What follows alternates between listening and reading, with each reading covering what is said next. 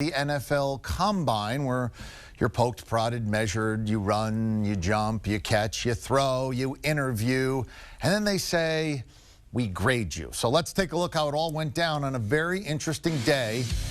You know, Lucas Oil, it's a good spot. And guys from all over. 337 players, 101 schools getting invitations this year, including Joe Burrow and Tua. Neither of those guys are going to do the physical stuff, but some guys did give it a go, including Oregon's Justin Herbert.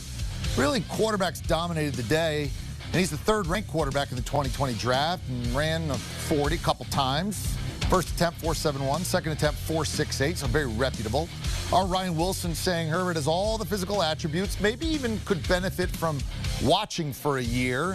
He's the 6th overall selection in Ryan Wilson's latest mock draft. Threw it pretty well. What about Jordan Love? Utah State, not a household name yet like Tua or Burrow, but as the 4th-ranked quarterback in this year's draft, he's going to get an awful lot of attention his way fairly soon. Ryan Wilson says he's a top 15 pick.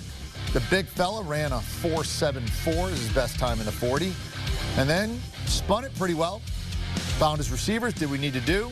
Another quarterback, Ryan Wilson, saying maybe a guy that could use a year of watching and seasoning. What about Jalen Hurts? 7th-ranked quarterback in the 2020 draft. You know, remember him? He started at Bama, finished at Oklahoma, dual-threat guy, so you know he was going to look good at the combine, especially running.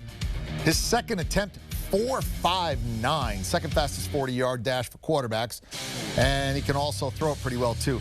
Completion percentage, 70%, 32 passing touchdowns his last year with the Sooners. So if you think he's just sort of a runner who happens to throw it, he can get it done. So there's a lot to like on quarterback day, although not everybody can be at the top of the list. You know, the Jakes didn't show out in all the athletic categories. Jacob Eason didn't jump around, jump up, and get down. And Jake Fromm was over 5 seconds in the 40. Maybe he ran in khakis. Anyway, for more on today's events, let's send it out to Indy. Tommy, Tran, and the crew there and on the scene. Guys, thank you very much. Yeah, we're here in our CBS Sports HQ set in Indianapolis, outside of Lucas Oil Stadium, the convention center. With that, what's good, streaming people, alongside our draft analyst Ryan Wilson, Brady Quinn, Scott Pelley, and Pete Prisco. Guys, we did not have Tua Tagovailoa or Joe Burrow. They were in the building but didn't participate in the drills. And so then there's sort of that next tier, headlined by Justin Herbert and Jordan Love. I'm curious. I'm going to start with Brady because you're our QB, but there's a bit of a Justin Herbert here between you and Scott. I'm going to start with your take first of Justin Herbert, the Oregon quarterback. Yeah, I honestly got to admit something. I hate doing this because I hate I hate taking anything from the combine and making a decision off of it. But I think what the combine allows us to do when the quarterbacks do decide to throw is you get to see each quarterback side by side. And one of the things that I've struggled with in putting Jordan Love ahead of Justin Herbert is his 2019 film. But when you watch 2018 and I see the player that he can be, it's better than anything I've seen from Herbert in his career. And he's smoother, and he can make the unbalanced throws and all those different things that I think he's going to have to do at the next level. And then watching them tonight, both quarterbacks didn't play from under center much. Love looked so much more comfortable, so much smoother. I just think he's going to be that much further ahead and just segueing into the NFL, whereas Herbert feels like, to me, he's still going to have to be a little bit of a work in progress. I think they both threw well. It's just something about the way Jordan Love looked tonight throwing the football. He looked more like a passer. He looked more like a finished product than what I saw from Justin Herbert. And so I think, like, they're neck and neck for me, but I think after tonight I feel more confident in Jordan Love than I do Herbert. Yeah, and I'm gonna double down. I feel horrible about doing this too because I don't like evaluating quarterbacks purely on programmed workouts is what I call these are.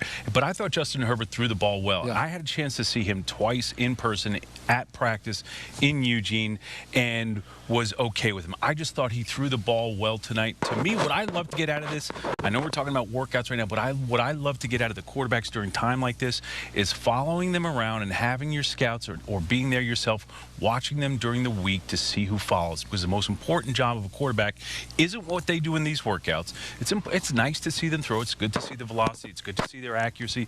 But you want to see who's leading and who knows how to lead and who has a magnetic personality to bring people to him. I thought Herbert threw the ball well today, and I don't disagree with any of the things that you're identifying either, but today I thought he threw the ball well. You know what it's going to come down to? This is a preference thing. I mean, there are going to be teams that have Love better for the reasons I feel, or Herbert higher for the reasons that you feel. And that's what I think it's going to come to. After Burrow and Tua, it's going to be eye of the beholder and how they feel about each one of these guys. Pete, break the tie. Who do you love? I thought I'm with Scott. I thought that Herbert threw the ball pretty well, but I was really impressed with Love and the way he came. He started slowly, but he seemed to respond to it, and I want to see that. I want to see a guy come through tough times when you're playing the quarterback position. I didn't think either one of them looked like they had fire in the belly, to be honest with you. There it is. I thought they were. We're still doing this. Well, you're talking about. We're still doing this. Scott's talking about the alpha male. You want to see the guy that's going to, like, come up to the line and do his thing. And I know exactly what you're talking about. It's not necessarily the alpha thing. It's just bring people on. Right. And I didn't sense that from either one of them. I was impressed with the way Love threw the deep ball, though. I really was. It's so effortless. And Brady, you've talked about this. He makes it look easy. He does. He really makes it look easy. No fire in the belly, though, right? No, I don't know that, but I want to see. You know what it looked like? It looked like Joe Burrow was the guy on the side who had the fire in the belly. That's what it looked like. He's the alpha male of the group. Tommy, so here's the deal. So Scott actually touched on this, talking about leadership, and Pete also touched on it with the fire in the belly conversation. But all week. This is going to be a recurring theme, and at the draft, you will have the T-shirts printed for people to buy. Hashtag fire in the belly. Jalen Hurts is a guy. I don't know if he has fire in the belly. Is he fire in the belly guy, Jalen Hurts?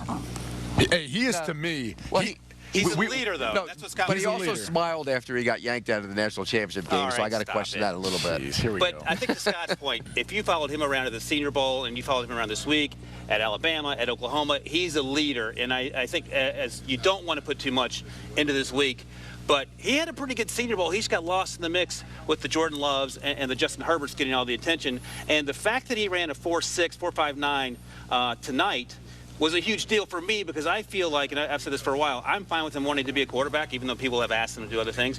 But if you could use him early on in his career as the Taysom Hill type player who can do so many things, and he's running a 4.59, that makes a lot of sense for the team with the right fit, whether it's the Patriots or the Saints or the Chiefs or whomever. That's a guy who can come in and sort of learn by doing little things and then eventually graduate to that full-time job maybe in a year or two. He ran a better 40 time than Le'Veon Bell. He's 8 pounds lighter. If you're just looking at a comp as far as a player and how they move, his vert was actually very comparable as well to Le'Veon Bell from his combine performance. So you can see the athleticism's there. I was impressed by how he looked for a guy, again, that didn't play much from under center. Dropping back, he looks smooth. There's times, too, when he's anticipating throwing balls on those out routes to guys he's never seen before. And so, again, I think that this young man is a quarterback. I hope someone gives him the opportunity to go and then prove that, because I think he's going to prove a lot of those doubters wrong. Yeah.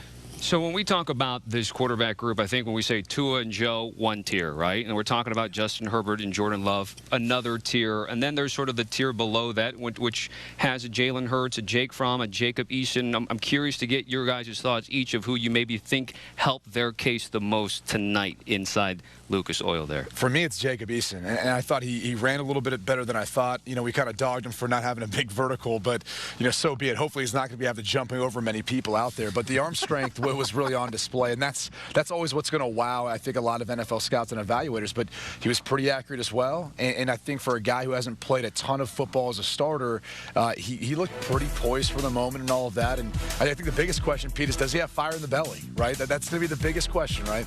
Yes, absolutely. It's always a question with the quarterback position. Do you have that fire in the belly? By the way, the guy who I think got helped the most tonight was Tim Tebow, because Shea Patterson proved that Tim Tebow actually can look good as a passer. That's how bad Shea Patterson is throwing the football. I thought Jacob Eason did, again, because this is the time and this is the event where we're going to be talking about wide receivers and the speed and how important that is and how that seduces people. Big arms seduce people as well. So Jacob Eason, based on what happened here tonight, is a player who I think went up a little bit. He will get overdrafted because of his tools. Yeah. And you're either going to have a big-time hit on your hands, or you're going to have a big-time bust, because he does have all the tools, but he's going to get overdrafted. Before I get to Ryan's pick, isn't it, to me, and maybe as a fan watching this, a little bit weird that you guys are all talking about Eason, the big arm, the physical attributes, but then there's a reason why he's sort of dropped into this sort of third tier, right? And on the other side, we showed it,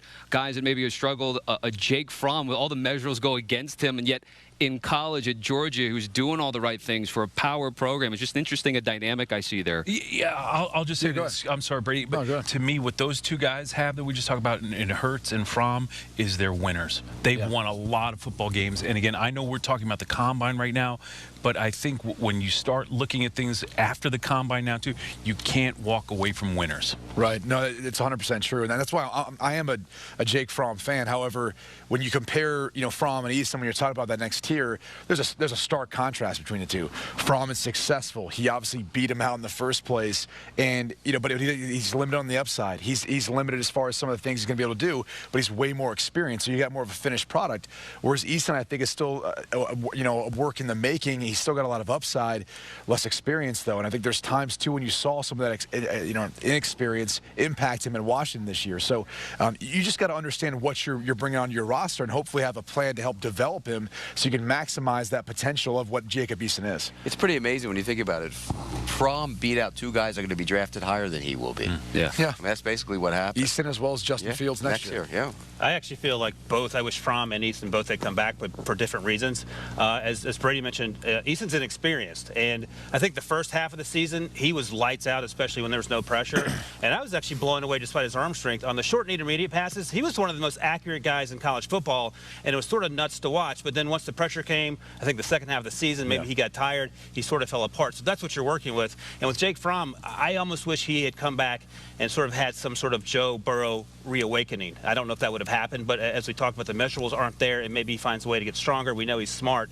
But I do wonder if he came out too early. It feels like he's been at Georgia for 14 years. But we got to wrap things up, but again, who did you think maybe else elevated today outside of what we talked about? Jacob Eason. I felt like he had a big night. Wow, a consensus for Jacob Eason. Very interesting there from all of our guys here. All right, we're not done yet. When we come back, we'll talk about the wideouts, of course. They were a part of the primetime event for the first time in nearly 4 decades of this event. But for now, we're out of time. We'll send it back to our crew in Stamford, Connecticut. EK and Sherry, we'll send it back to you. All right, thanks, Tommy. By the way, don't let them tease you, Pete. If they don't know what you mean by fire in the belly, I think it's their problem, not on you. Anyway, Joe Burrow, Tua, as we mentioned, they're not going to do anything physical at the Combine. Burrow's going to throw at his pro day. That's April 3rd. Tua is going to be cleared by March 9th. That's what the reports say. Remember, he had hip surgery. Expected to throw at his pro day. That will be April 9th. Want a sports network that delivers everything that matters about the game? The highlights, the picks, the instant analysis. No yelling, no fake debates, no politics. Hit the subscribe button and never miss a moment.